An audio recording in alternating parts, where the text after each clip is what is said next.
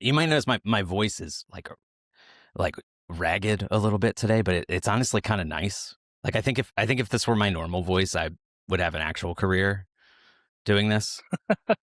Now you've And got the voice for podcasting. You just it's had like, to get sick. yes, yeah. Welcome to Derek Like Sports. I should really bank like 6 months of episodes today. Just Just bang so them I can out. sound like Dan Get Patrick. Dinesh up. Say, hey, buddy, Yeah. you got some recording to do. Clear your schedule. Yeah. Keep the library open late tonight. Ortiz into deep right field. Back is Sheffield. We'll see you later tonight. He gives it to Wycheck. There's a drive in a deep left field by Castellanos. It will be a home run. Playoffs? Don't talk about playoffs. You kidding me? Pass caught by Des Bryant.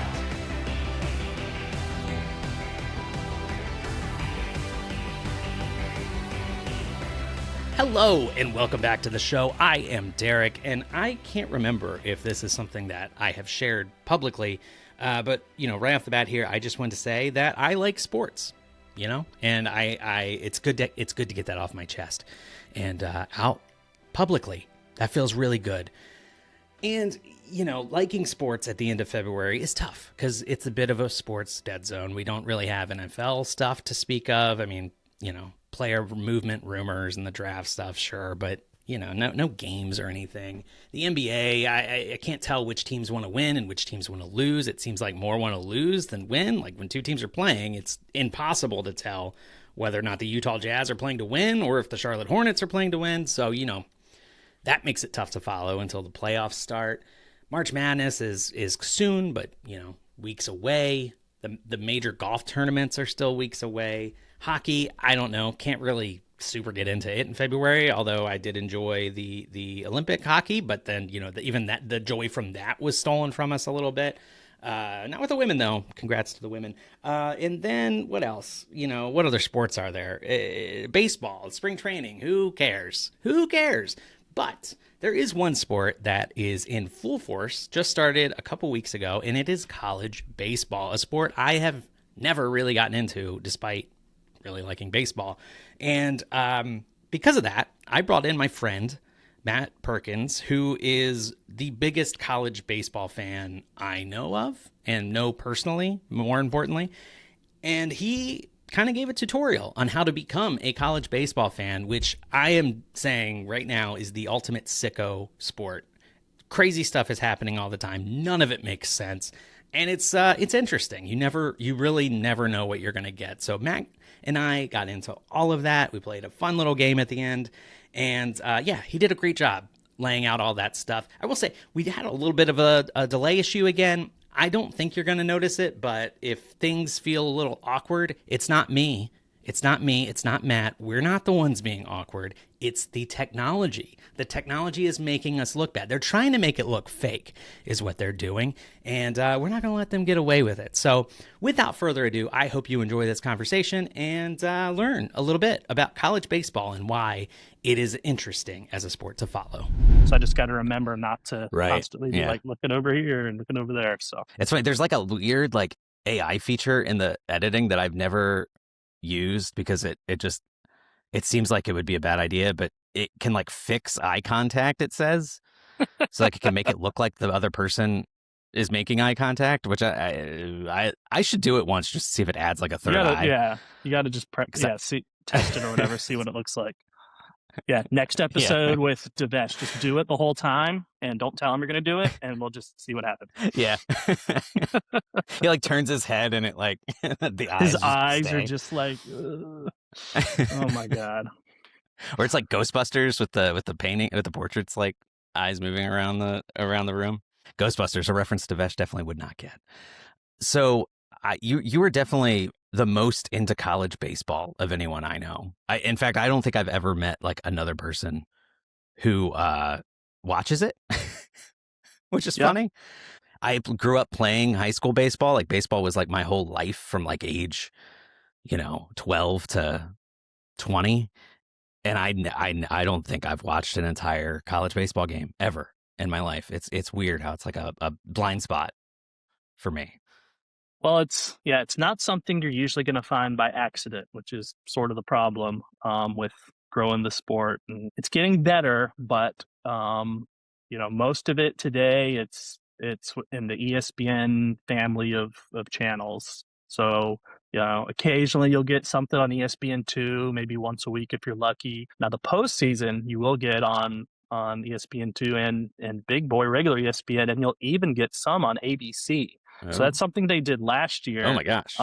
There is a NFL Red Zone. There's something like that for college baseball, but it only exists in the postseason. It's called Squeeze Play. And they do a great job with it. It's not Scott Hansen, but for the baseball equivalent, they do awesome. It's like 2 or 3 folks, and they're just swinging around through the action, and it's awesome. Like, I wish we had it every weekend. Where is that available once we get to the post? Yeah, we're jumping ahead a little bit here, but it depends what other programming is going on at the time, but it's either going to be on like ESPN2 or ESPNU or News. It's going to be on one of the ones you already get. It's not like Red Zone where you got to buy it separate. And so I believe it was either Saturday or Sunday of the regionals, which is sort of the first part of the postseason. They actually put it on ABC for like 2 or 3 hours. Yeah, that definitely seems like a good way to hook people, because like you're saying, like it's you can't like accidentally end up watching a college baseball game the same way you can like an NBA game, or even like the WNBA is that's how that's kind of caught on, is it just happens to be on and people just turn it on. I thought it'd be cool if you came in and kind of gave like a crash course a little bit on why you like college baseball so much and how it kind of hooked you the way that it has, and you've kind of sold me on it a little bit. You've had me like kind of checking scores now that the season has started, and it just seems like the like ultimate sicko sport. Just heartbreaking stuff happens constantly. Yes, but cool stuff too.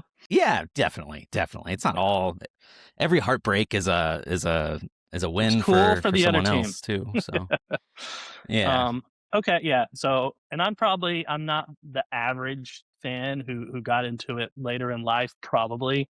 I think probably most college baseball fans out there are, disproportionately in the southeastern part of the United States. SEC is king college baseball, just like it's been in football for years. For me personally, I did watch it here and there, and like you said, if you're not looking for it, you're not just going to accidentally turn it on most of the time, with the exception of the postseason. So, I'm from Florida originally. I lived there through high school. And so I grew up, I was raised as a Florida State fan, which mostly football back then, of course, in the 90s. Oddly enough, back about 10 years, so 2017, Florida State was playing, and it just so happened, I was in grad school, I was in Florida, and so I was actually able to go to, and it was a super regional now that I think back. It was a Tallahassee Super Regional, which is the last stage before you get to the College World Series. So at that point, you got 16 teams left, still playing for the title. And I was able to go to my first college baseball game was this like high stakes postseason game. Like, how many people's first NFL game they go to is like the NFC Championship? Probably somebody, but so it's kind of weird in that way. But so I went to that. That was awesome. A few months later, I found out that I was being moved to Omaha. I was in the military at the time. And so, it's like, oh yeah, that's College World Series. They play that there, right? So I get to Omaha in spring of 2018. And so, since I knew College World Series was coming, I tried to pay a little more attention to what was going on with it. And in June, when it started, I went to 4 or 5 games, I think, because they were dirt cheap back then. They're still relatively cheap, but back then you could buy these, they called them ticket books. They had 10 tickets. They were good for any game other than the College World Series finals. You literally the general admission line was kind of behind the stadium, and it was sort of a first come, first serve deal where if you'd get in line, and technically they could run out of space, and you could get up there and they could say, sorry, we're full today. But that only happened every once in a while. That ticket book was $80 for 10 tickets. Oh, wow. So That's great. why not? I lived there. So went there, had a blast. So I would say 2021 is kind of when I started making the jump from just following what Florida State was doing and paying attention in the postseason to like following the whole regular season. And I've kind of got more and more into it each year as I learn stuff. And, there's 300 and something teams. It's just a wacky, crazy sport. The more you get into it, the more you find out, the better it gets for me. That's so cool. I do love that you mentioned being in Omaha. I love that kind of aspect of it where that's where the season always culminates, is they have like the same site every year where everyone kind of gathers to end the season. And it's similar. It kind of echoes the Little League World Series, always being in Williamsport, Pennsylvania. I attended that when I was younger, and it was kind of the same sort of thing where you could buy tickets for whichever games you wanted to go to, and as long as they weren't full, you could get in, and it was kind of a similar environment. I know over the years there's been talk of moving it somewhere else because, oddly enough, we have really nice spring weather here. It does rain a good bit, but like the College World Series happened in late April, early May. It'd be, some of the nicest weather as long as it's not raining, like 70s, like perfect. By the time they get here in the middle of June, it's hot. It's like 95, 100 degrees sometimes. And so some people complain, say, oh, we should move it put it in a dome. Everything should be in a dome, right? So we just got to build the dome. Yeah. If we just put a dome over the whole country, we could play anywhere, anytime. Yes. Why have they not done this? That would fix global warming. So fix everything. Hopefully the government's not listening. AC unit. We just gave them a really good idea. Right. This podcast is the only thing the government doesn't listen to. So they've talked of moving it over the years. At least while I'm living here, I hope that never happens. They've got a pretty good stranglehold on it. I mean, they built the stadium downtown.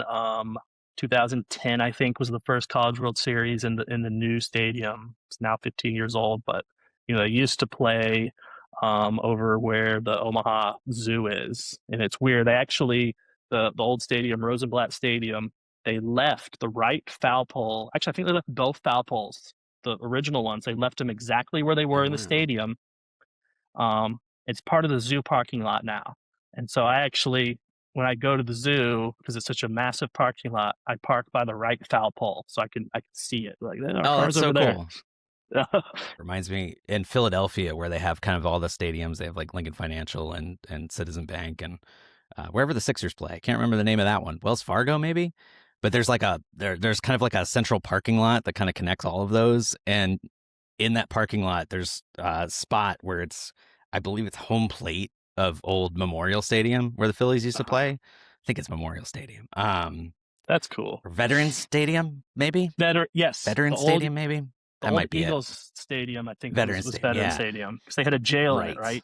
They went to jail in the stadium because they... Yes, and like players always described like the turf there as being just like the thinnest carpet on top of concrete is what it felt like. It like basically ended Michael Irvin's career because the way he landed on it.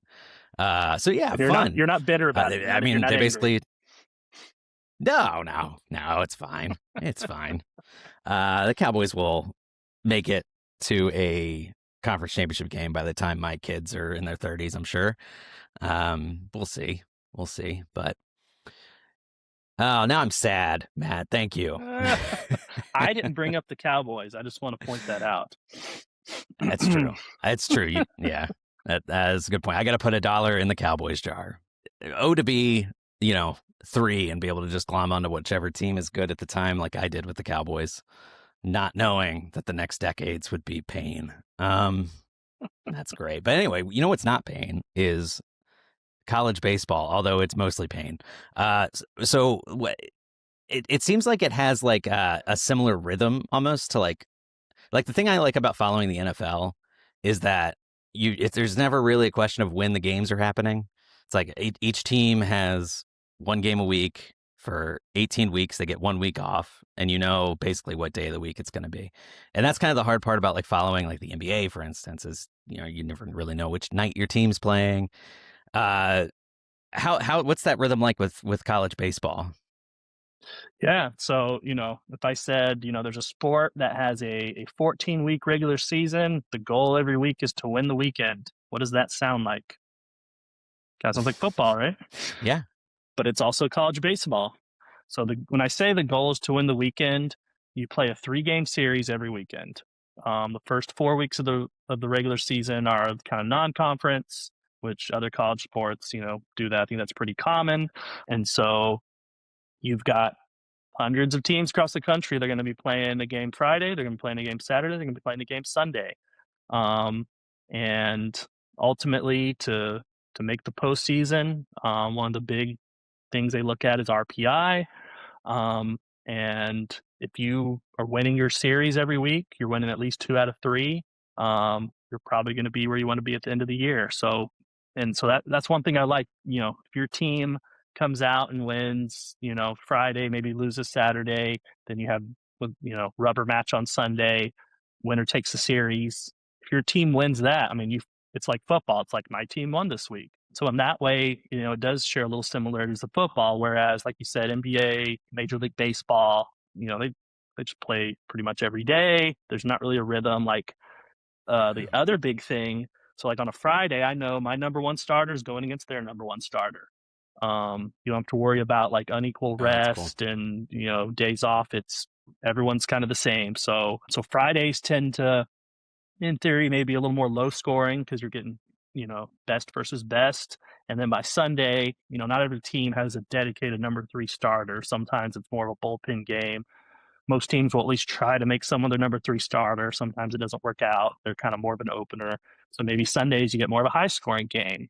But it's at least predictable in the weekly schedule in a way that for folks like us that watch football, we can kind of appreciate.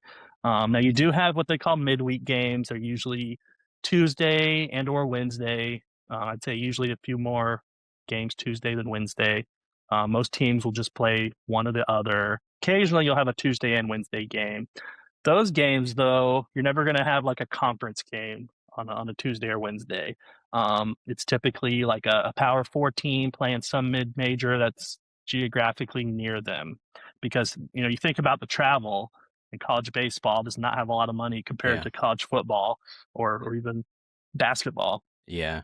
You can't afford to go across the country on a Tuesday and come back and classes and this, that, and the other. So usually it's going to be like North Florida goes to Florida State, which I think is actually happening this coming Wednesday, or Texas State at Texas or something like that. But it's fun because you're not getting the top starter on these teams on a midweek, right? You're getting, if they even have, most teams don't have a 4th starter in college baseball. The high end, some teams will. Usually the 4th starter is like you're trying to find a guy. As a mid-major, if you have a decent offense, you got a pretty good shot. Every week I'd say there's 3, 4, 5 upsets where a top 25 team goes down on a midweek. Now, some teams claim they don't care about the midweek because it's just one game. It's not a conference game. It doesn't affect the RPI that much. But if you're a team on the bubble and you've been taking midweek games seriously, that can get you in the tournament right there. So it's not something, Florida famously 2 years ago, they lost like every midweek game the whole year. They didn't even try. They went like 28 and 27 or something like that on the year was their record. And they were the last team in the field because they did so well in conference play. But that's kind of an extreme example. Usually, if you're a good team, you're going to win, your midweeks too. How do the mid-major teams tend to put their best starter out there for those games, or are they also kind of putting whoever?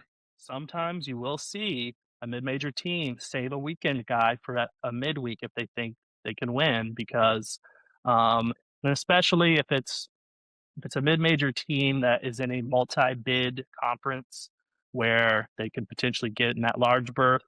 Because if you're a one-bid conference, your RPI really doesn't matter, right? You just got to win the conference tournament at the end of the year, similar to college basketball, to make the postseason. But if you're, High Point, I think they're in North Carolina. I think it's the Big South Conference. That's usually a one-bid league, but there's been years they've gotten, 2 teams in.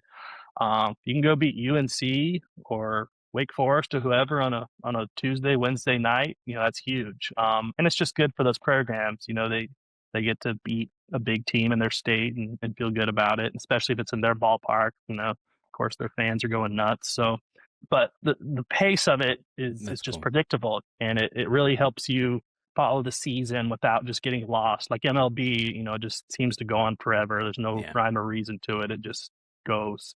So that's something I think that really helped. I wasn't really a Major League I'm still not really a big Major League Baseball fan. I'll follow it in the playoffs, but during the regular season, I just get lost. College baseball is so much easier to get into it following this kind of predictable schedule. And the fact that it's a pretty short season. I mean, 14, 15 weeks. Yeah. MLB is what, 30 weeks? I don't know. It goes on forever. So, it starts last week of March, first week of April, and I mean, if we're counting playoffs, it doesn't end until the first week of November, so it's most of the year. Yeah, it's just so. Which I mean, it's cool that it's always there. People can go to a game or whatever, but for me, the games mean more when you've only got 55 regular season games. You lose a couple weekend series, like you're in trouble. So the games just matter more just because of math, straight up. I'm realizing the 2020 year with Major League Baseball, they didn't start the season, I think, until July. And I believe it was a 55 game season that year, or it may have been 60. So I wonder if they kind of took some notes from what college baseball does to put together that schedule and figure out how they were going to handle dealing with the shortened season. I mean, you're absolutely right. Like the regular season in college baseball must mean each individual regular season game in college baseball means so much more than each individual Major League Baseball game. And that definitely helps with following a sport during the regular season, because you want to watch games that have meaning behind them. With the playoffs and stuff, is it similar to college basketball, how they kind of have like a committee that kind of takes a look at all the teams and puts together which teams are going to be in the tournament that year? Is it similar to that? Yeah, very. So I think college basketball, they used to really rely on RPI, and I think they've evolved to other things. There's something called net, and I don't follow college basketball as closely as I once did. This has kind of replaced it for me in some ways. I'll come back and watch the March Madness, of course, but for college baseball, you've got a selection committee. It's made up of athletic directors from the various schools. There are clear biases to who's on the committee and who gets in some years, which is probably not great, but it happens. Like that year, Florida snuck in, going like barely 500, which never happens. Their athletic director was on the committee. Yes, he was. I want to say that happened. I want to say that happened with college basketball like a year or two ago with North Carolina, where they were like the last team in, and like the person in charge of the committee is the North Carolina athletic director. It's funny. It's funny that I don't know who else is going to do that job, but there's got to be somebody who would be a non-biased option for that. Right. Yeah, that's just the way they've got it set up. At least for basketball. Ironically, that Florida team went all the way to the College World Series finals, which is insane. And you see that in college basketball too. I imagine it's a lot of like who gets hot at the right time, especially in baseball, because baseball, your hitting especially can just like ebb and flow so much. 100%. And so the selection committee, they're looking at how you did in your conference on the kind of the high end for the at-large teams, and then for mid-majors, for most of them, there's 30 conferences. I'd say at least 20 of them are just going to be one-bid leagues. So everyone else for the at-large spots, they're looking at RPI. And each conference kind of has a different level of expectation. It's weird. So in the SEC, because it's so deep and so good, as long as you go because you got 30 conference games, if you go 13-17 in the SEC, so losing record, 4 games under 500, you're probably going to get in, and that's just the way it is. That's the SEC. They're special. ACC usually got to be just over 500 in conference. That'll usually get you in, and then the other conferences you got to be good. You can't be like right around 500 and it's the way the math works with the RPI. If if you're not in the, above 50 or so in the RPI, you're probably not going to get an at-large bid. It's 64 teams get in, so it's I think basketball is 68 now because they do those play-in games, but so it's kind of like the old pre-play-in game world with 64 teams. Committee picks it on the Monday right after conference tournaments end, which I think is usually Memorial Day. I know it was last year; it will be again this year. And then the really cool thing I like about the postseason is, and this is something college football screwed up in my opinion, you get to earn the right to host your own regional and super regional. And a regional is kind of like a little mini 4-team tournament where each team in a regional gets seeded 1 to 4. So all the 1 seeds, there's 16 1 seeds in the whole NCAA. Each one of them will be a host site, and then they'll play a 4 seed, which will be like some lower mid-major that had to win their conference tournament to get in and all. And then the 2 and the 3 seed are usually at large, ACC, Big 12, Big 10 now, which is a much deeper conference than what it was. The 1 versus 4, the 2 versus 3 play each other. The winners go on and play each other. The losers will play what they call an elimination game. It's a double elimination format.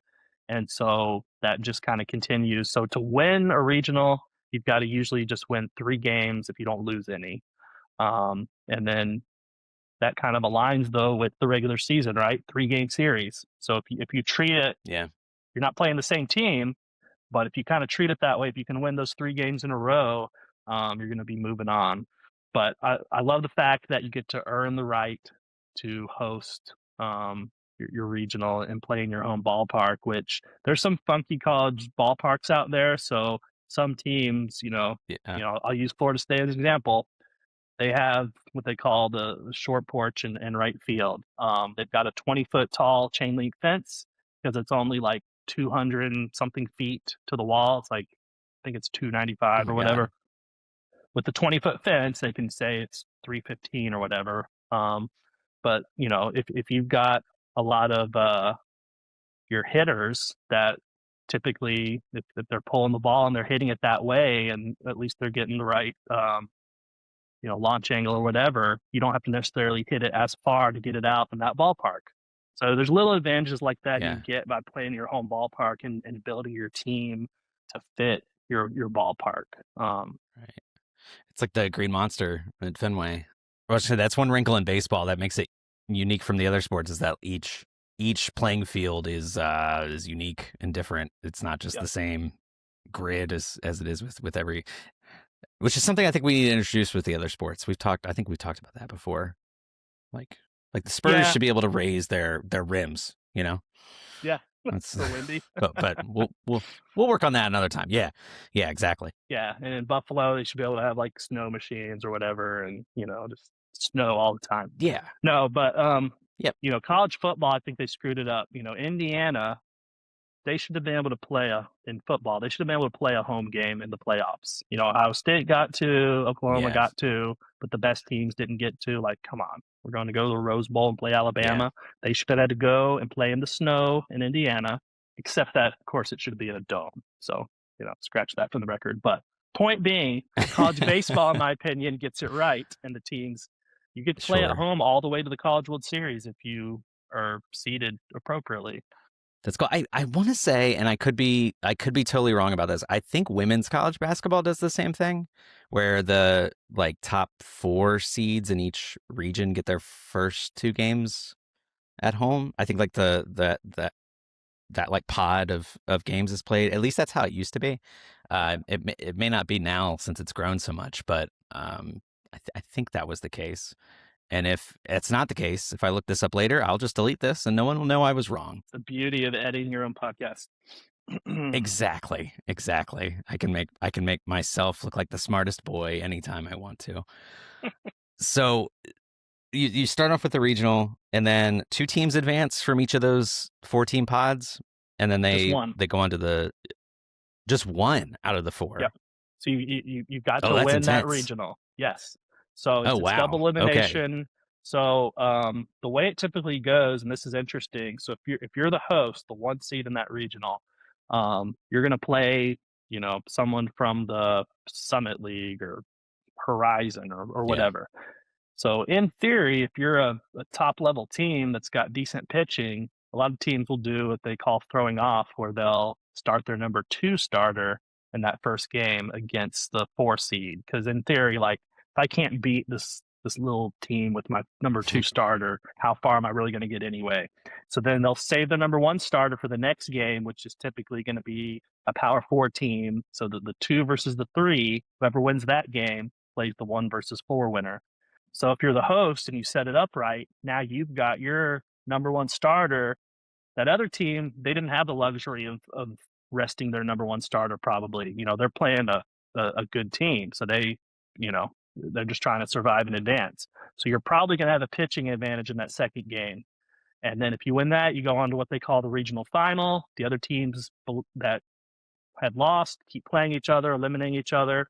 And then when there's 2 teams remaining in the regional, the team coming out of what they call the losers bracket has to beat the team in the winners bracket twice, which is hard because that team's only had to play 2 games so far. They're kind of well rested. To fight out of the losers bracket, you got to win 3 games. So, but it happens every year. Someone will come out of the losers bracket and beat that team twice because it's baseball and teams get hot and whatever. But you have a big advantage if you can win those first 2 games. So then there's 16 host sites. You get 1 winner out of each of those. So you're down to 16 teams, kind of like Sweet 16 in basketball. And then now you're on to what they call the super regionals. And then that is just a straight heads up 3-game series against whoever's on the other side of the bracket from you, the higher seed that will be played in their ballpark. And it's just a regular old 3-game series. And then at the end of that, you're going to have 8 teams, and those 8 teams will go to Omaha and play in the College World Series. And then that was once again kind of a double elimination setup. Is that right? you kind of do the same thing over. You got 8 teams, so you take 4 and 4 and kind of make 2 regionals in a way. They're not called that, but they that's the format where you want to win your first 2 games, you advance to the final of that side of the bracket, and then once you're down to 2 teams, they play a 3-game series, and that's the College World Series finals. That's a really smart format, like all around. Like I think that's highly likely to end up with the best team winning. Yes, and that's probably why, unfortunately, SEC fans love it. But they've won the last, 6? Well, the last non-SEC team to win was Oregon State in 2018, and they shouldn't have won that. By the way, if you've ever seen clips from it, if any Arkansas fans are watching this, they're screaming at their computers right now. But Arkansas had it. I've got a screenshot. ESPN screwed up. A guy dropped a relatively easy pop fly to win the second game and win the whole thing, and he dropped it, and the game continued. And Arkansas lost that game, and then they lost game 3. But ESPN screwed up, and they posted on their website. Someone was too fast on the button. Arkansas wins their first College World Series, and I've got a screenshot of that. Oh God. Awkward. It's like the Dewey defeats Truman, or Harry Truman's holding up the newspaper that says he lost the election.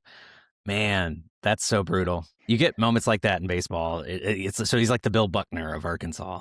That's absolutely. I forget the poor guy's name. Absolutely. I want to say, I'm trying to remember the actual play because I haven't watched it in a while. Can't remember if it was one where a guy literally just dropped. I think it was one. It was going into foul territory, and it was one of those like, you got it, and then nobody got it. I think that's what it was. Yeah. But it was unfortunate. Well, at least you share it. At least you share it with someone else. Yeah. Yep. if that's the case. So the thing everybody loves about March Madness is you get the Cinderella teams, like the double-digit seeds that make surprising runs. Although that's happening less and less with kind of the top-heavy nature of college sports now. But do you get that in college baseball too? Are there any like prime examples of teams making deep runs from unlikely positions? So the 4 seed in a regional, you can kind of think of them like a 13 through a 16 seed in the NCAA basketball tournament. And we had one in the College World Series last year, Murray State.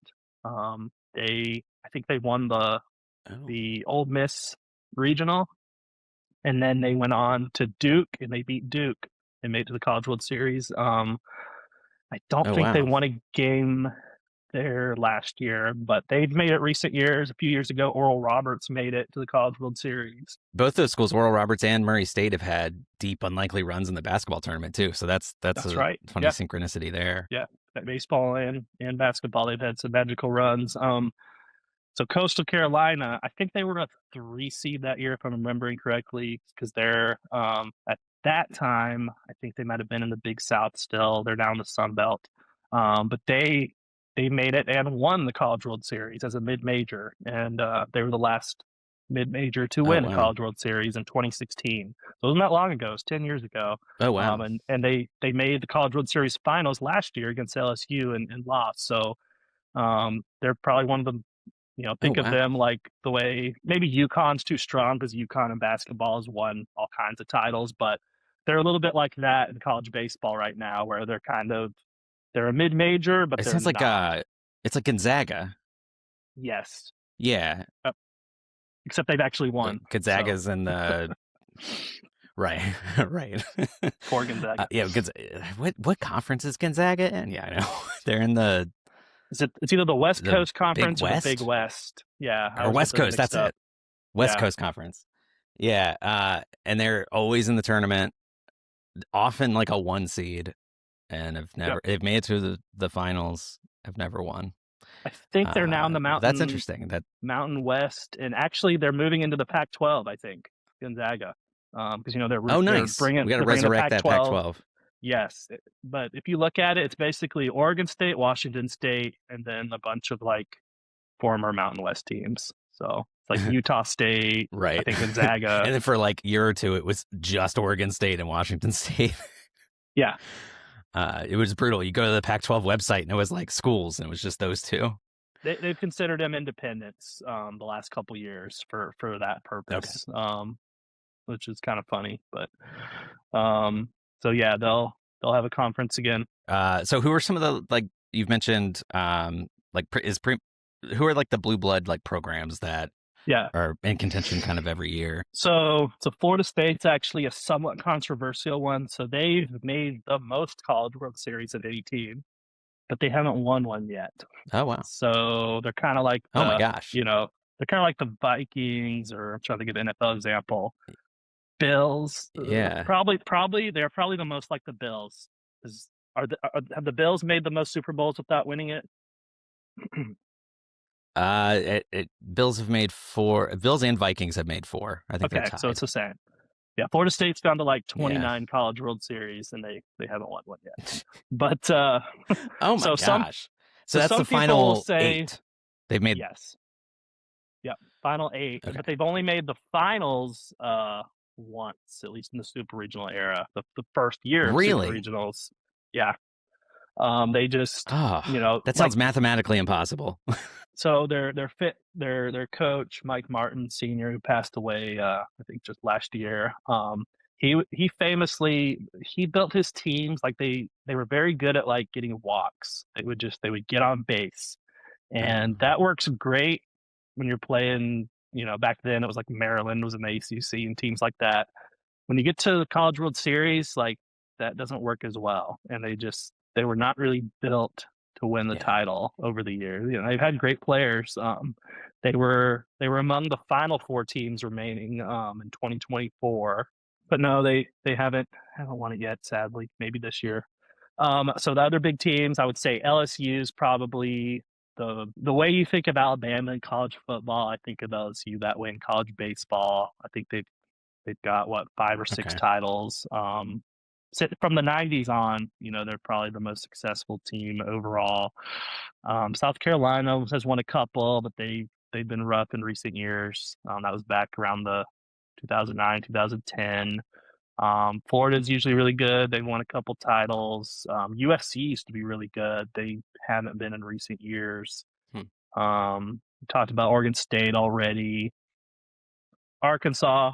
So they're at least in the SEC, they're similar to Florida State, where they're probably right behind LSU as far as year in, year out how good they are, but they've also not won College World Series, and they were so close. The one we talked about earlier, where they were one foul, fly ball away. But so yeah, heavily biased to the Southeast. I'm kind of hoping this Big Ten expansion. So northern teams have a disadvantage kind of built in. If they don't have a nice indoor facility, they're having trouble just practicing and getting ready for the season in January. College baseball opening day is February 13th this year, I think it was. So southern teams, they don't really have to worry about the weather. They're outside on their field practicing just like they normally would. Northern teams, they're either stuck in some indoor facility or batting cages or whatever. Yeah. It is weird that we've settled into baseball being a spring sport. I remember when I was playing in high school, like the first like 2 full months of the season were just so miserable. I wasn't even like up north really. I was just in Virginia. I was in like dead center mid-Atlantic, and it like we would start right after President's Day, so like this week, and there would still be snow like piled up sometimes in the field. We'd have to play around that. We wouldn't be able to actually practice on the infield of our field for like weeks because it would be too soggy. So I totally relate. I mean, it's a difficult sport to jump into in February, and they're starting games now, not even just practices. So that makes total sense that the Southeastern, even like Coastal Carolina, makes sense that they would be able to put together a good program because they just have more access to the outdoors, more time of the year. So that all tracks. Has NIL made a big impact in college baseball? I wouldn't say a big impact yet. I think it's still coming because they're just not getting the dollars and cents that the big college football players are getting. Yeah. But some, Tommy White, who was a very good player, transferred from NC State to LSU and won a title. I think that was a big NIL deal a few years ago. So you do have some of it. It's weird though because in football, college football, if you want to go play in the NFL, you got to play college football. Baseball is a little different. The high school guys have the option, like, do I want to go in the minors? And I can still be a first round pick at 18 years old and get paid, millions of dollars, and I got to go through the minors. But I think NIL is helping to reduce the number of kids who want to go straight in, go through the minors, because that's another thing that's happened really over the last 5 years. You've got folks getting fast, they get drafted. They're not in the minors for 3 years anymore. Cam Smith, I talked about earlier, he's playing in the College World Series in June 2024. He gets drafted in July 2024. And then April, opening day of 2025, he's on the roster for the Astros. Skeens was similar, right? But didn't Skeens pitch in the College World Series and then he's winning the Cy Young in like 2 years later? Yeah, I'm trying to remember Skeens. They didn't call him up to the majors that same year he was in the College World Series, I don't think. I think he just went up to like AAA ball. I don't think so either. But it's weird. Like you play your whole, football, of course, this would never happen. You play your whole season, you win the title, you get drafted, like a month later, you're like, all right, now you're on this other team, keep playing. Like, hope you enjoyed your 1 month break. Yeah. Like, so it's a little, I think when baseball does the draft is a little weird in that way. Like I kind of wish they would. It's so weird. Like it's in the middle of the season. Like what NBA doesn't do that, right? No one else. It's like right before the All-Star game. It's the only sport I know of that does that, where it's like it's literally the middle of the season. I guess they do it because they want guys potentially, farmed out to whatever system they're going to.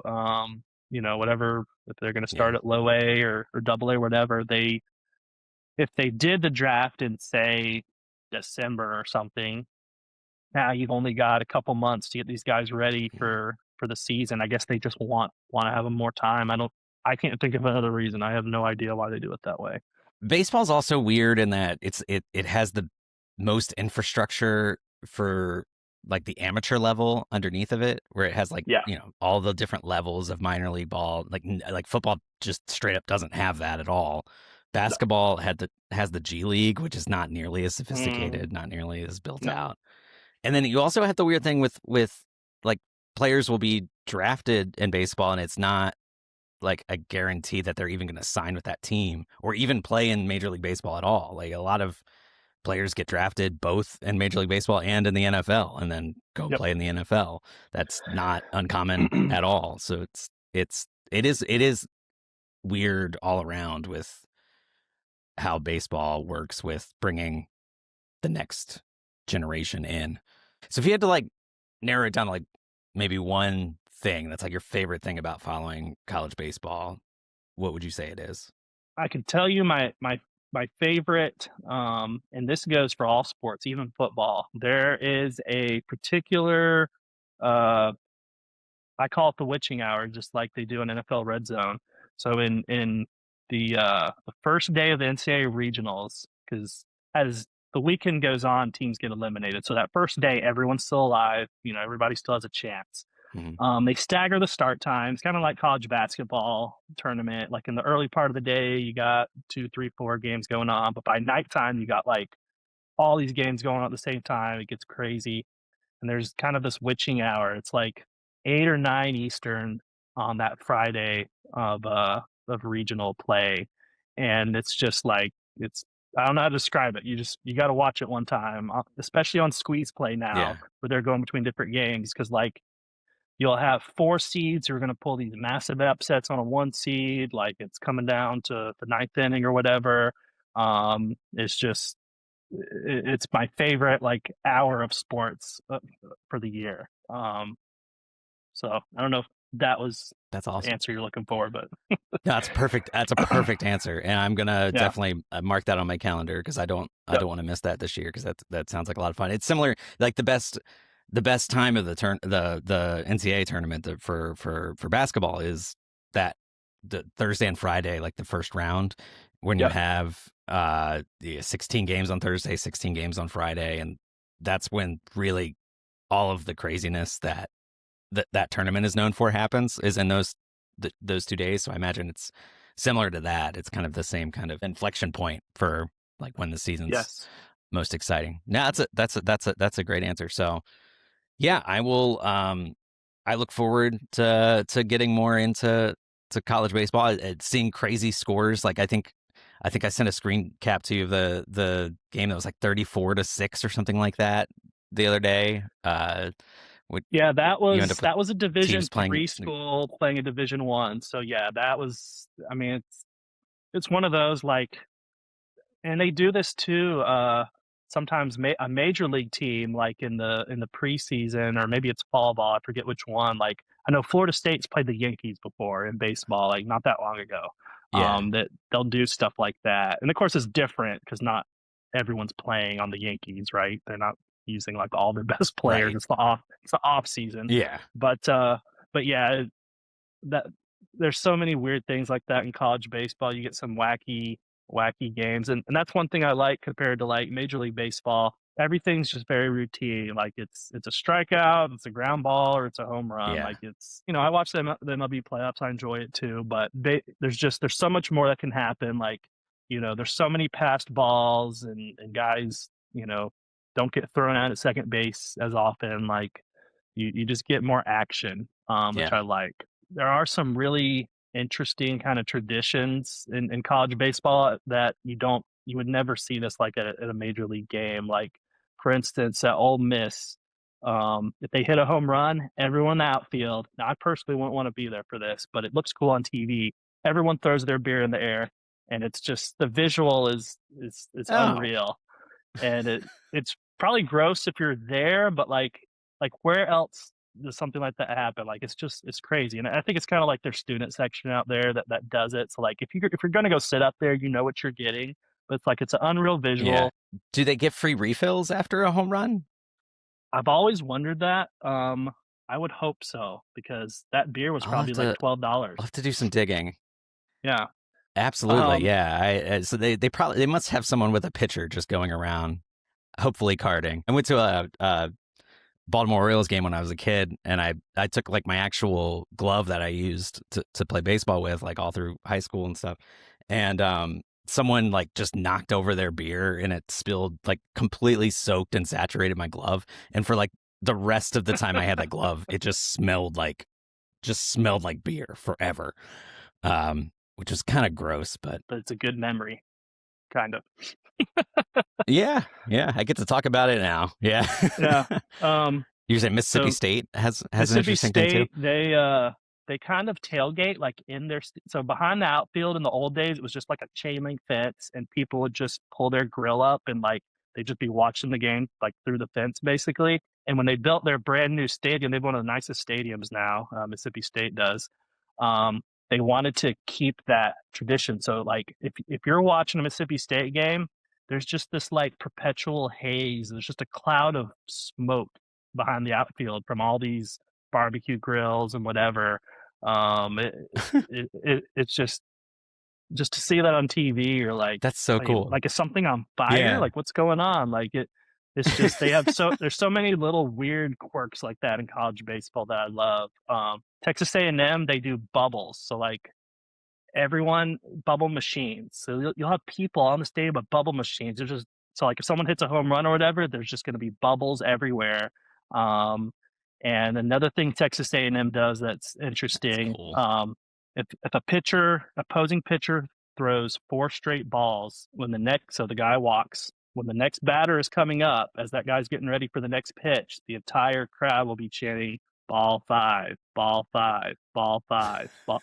The whole time this guy, and you can just feel these college pitchers melting like some 18-year-old kid. You almost feel bad for him. If the poor guy should throw a 5th ball, then just a little bit louder, you'll start getting ball 6, ball 6.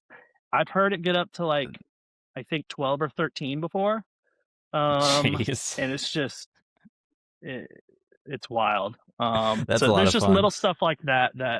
That's a great home field advantage. Yeah. That's the kind of stuff I find interesting in college baseball. But I think you probably just made a college baseball fan out of me, at least. And I think I hopefully enough people hear this and we have an impact on the NIL market. They get, they're going to have some media deals now that there's an entire 100%. episode of the show dedicated. Arby's is going to sponsor Mississippi State because of the meat. I mean, yeah, well, we're going to make this work. We have the meats for baseball. I just had a very quick game I wanted to play with you. It's not related to college baseball, but it's related to baseball in general. I just like weird names of athletes and weird names in general. And I looked up, I went back to 1912 and I found some baseball player names and I found some senator and congressman names from 1912. So same year, I'm going to name one and I want you to tell me if you think that is a baseball player or a congressman. Okay. Oh, boy. And I'll try to put them on screen so you can see the spelling too. Okay. And we'll see how this goes. All right. So our first one is Champ Clark. Champ, man, that would be a great baseball name. But then it's like you're trying to trick me, and I should say it's a senator. I'm gonna say senator or congressperson, whichever one. Well, he was a congressman. Champ Clark was actually the Speaker of the House in 1912. He was a representative from the state of Missouri, I believe. So yeah, you got that one right. You're 1 for 1. Boom. He probably played baseball before he got into politics. Here's another one. He probably did, right? Yeah, everyone did, right? Everyone did back then. That's like the only sport I they didn't had. look up. Right. I didn't actually look into the background of any of these people. Some of these might be like some of the most horrific people in history, and I don't know. And I'm not in any way endorsing any of their actions, just in case. Stuffy McGinnis. Stuffy McGinnis. Awesome. I'm going to say baseball player. You're 2 for 2. He was a Philadelphia Yes. Athletics first baseman. Stuffy McGinnis. Keep it going. How about Steve Yerkes? Guess it could be Yerkes, but I think it's Yerkes. Yerkes sounds better. I'm going to say a baseball player again. You are 3 for 3. Steve Yerkes was an infielder for the Boston Red Sox. You are on a roll, on a heater. How about Dudley Doolittle? Dudley Doolittle. Sounds like a cartoon character. That sounds like a baseball player to me too. But, George Costanza, I'm going to go the opposite. So we're going to say congressman. Wow. Wow. You Costanza'd it and are 4 for 4. He was a representative from the state of Kansas. I'm gonna go gambling after this. Unbelievable. I have 3 more for you. If you run the table here, this would be incredible. All right. Number 5 here, we got Otis Wingo. Think of what's that guy's name? Is it Trey Wingo on ESPN? Trey Wingo, yeah. They might be related. Who knows? It's very possible. His grandpa. I'm going to say that is a baseball player. I could feel you feeling the pressure of having the perfect game going. That was a congressman, Otis Wingo, representative from the state of Arkansas. 2 more. This is one of the best names I've ever seen. Guy Zinn. Guy Zinn? I'm going to say baseball for that one. Baseball. He was a Yankees outfielder. All right, last one. Walter Johnson. It's just like a very, very plain name. I'm going to say baseball then.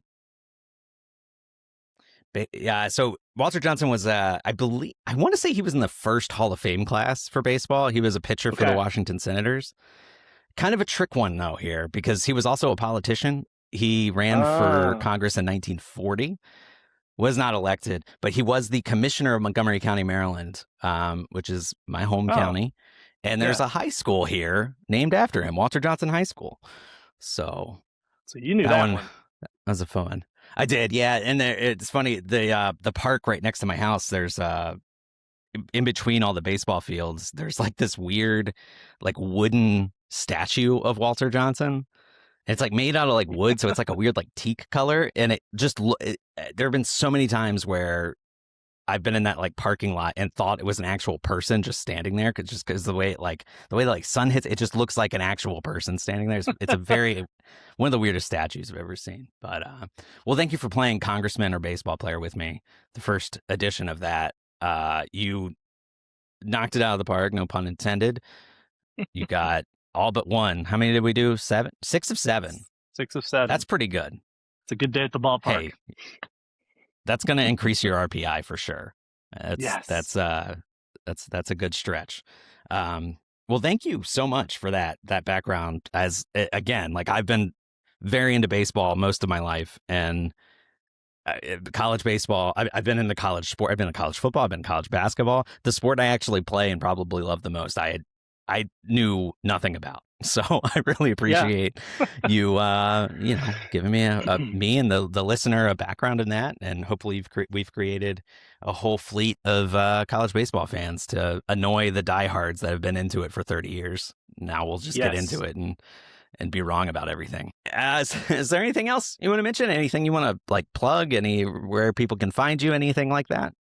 Well, my SoundCloud, of course. No, I don't have a SoundCloud. I would say if people did listen and they do want to watch it and they're like, how do I actually find this? Because it's not on my TV. Most of it is streaming. If you've got the ESPN like family of networks, particularly SEC network, ACC network, you're going to get not just when those teams are playing conference games, but like the midweek game, if High Point at North Carolina or whatever, that's probably going to be on ACC network.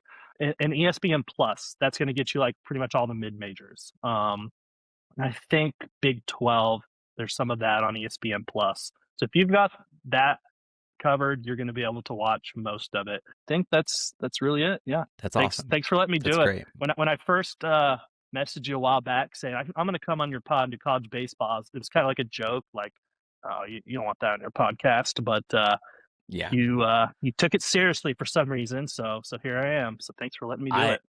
Nothing can be a joke. Yeah, there are no jokes. If somebody, so just beware. If you make a joke at me that you want to do something on the podcast, I will take it literally, and you will end up just like Matt right here, split screen with me talking about your niche sports interest.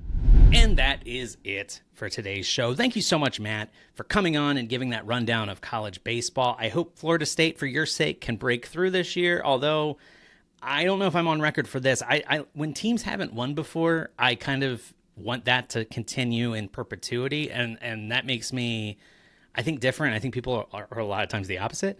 And I don't know what that says about me. I don't know if that's because I'm contrarian. I don't know if that's because I'm a hater. I don't know if it's because I'm a bad person. But I'm sure it's one of those things, and we'll figure it out. We'll figure it out along the way. If you haven't already, please subscribe to the show wherever you are listening to it. And, even if you subscribe to it in places you don't listen to it, that's fine too. That, I think, probably helps. It probably tricks the computers and makes them think the show is really popular. And then the computer will be like, well, this is really popular. We got to tell everybody about it. And then it actually becomes popular. That's how you make it. That's how you make it in America right there. So any help that you can provide with that would be fantastic. Tell your mom about the show. Tell your dad about the show. Tell your estranged uncle about the show. That would be great too. Just send them a quick email and, however you can get through to them.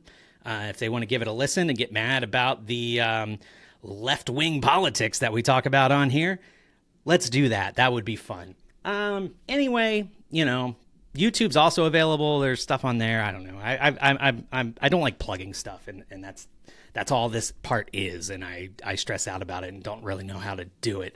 But that's all the more reason for you to do all those things, so I don't have to do this ever again.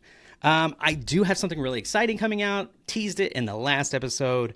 Mascot Madness. Definitely tell everybody about that. There's going to be voting for each round. So, all that information will come eventually. I'm just, again, putting it out there that is on its way. I think it'll be fun.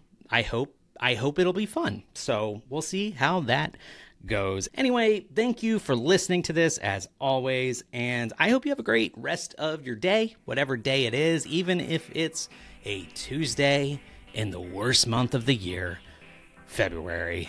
Although that would be next year that you'd be listening to it.